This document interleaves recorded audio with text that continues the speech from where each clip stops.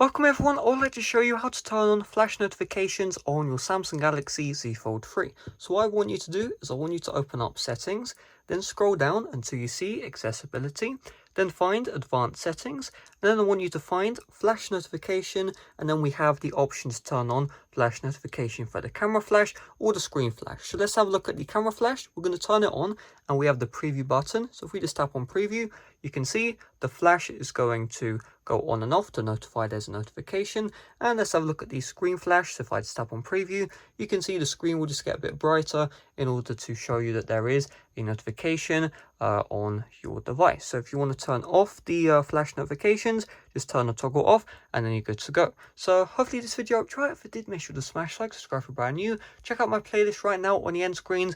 It essentially has a bunch of tips and tricks for the Samsung Galaxy Z Fold 3. There's a ton of videos in there. There should be something new which you may not know. So check out that playlist on the end screens right now or in the description down below.